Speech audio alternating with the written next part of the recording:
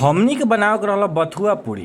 ओकरा खातिर तैयारी जोर शोर से शुरू हो गईल। आटा में बथुआ छोट छोट काट के डला गईल। ओकरे बाद 2 आलू घिसा गईल। ओकरे बाद एमे आटा में खूब शानदार एमे जवाइन मल के डला गईल। ओकरे बाद एमे नमक डलाइल, स्वाद अनुसार कमे रहो। ओकरे बाद एमे तेल डलाइल ताकि मन करे में अच्छा हो के पूरी अच्छा होई। अब एक बारी आइल साने के, तो बड़ी आराम से एके सनाइल। धीरे धीरे सना के एकदम आटा तनिए देर में रेडी हो गईल। अब गैस पर कढ़ाई चढ़ानी है। चढ़ाला के बाद एमे रिफाइंड तेल डालनी है। पूरी छाने के व्यवस्था एकदम टाइट कर देनी है। ओकरे बाद देखी पूरी के बेलाई शुरू हो गई। अब तुरंत बेलाई हम ले लेनी है। इतना देर में कढ़ाई एकदम मस्त धी गई रहा, तेल भी धी गई रहा। तो हम पूरी निकाले लगनी है। आप लोग को दिखाए तनी इतना शानदार पूरी निकलनी है।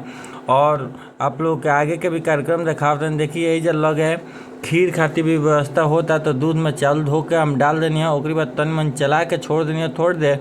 आई खीर बन के तैयार हो गया और सब्जी बन गई रहा पहले ही। तो देखिए तेजा खीर पूरी सब्जी बन के तनिए देर में तैयार हो गया। बनला के बाद हमरा से ढेरों काला ना आते, एगो बाइट लेनी है सब्जी से कनी मस्त खा के देखी कैसन भइल बा। तो बड़ी मजा आ गया खा के, बथुआ वाला पूरी भी खा के।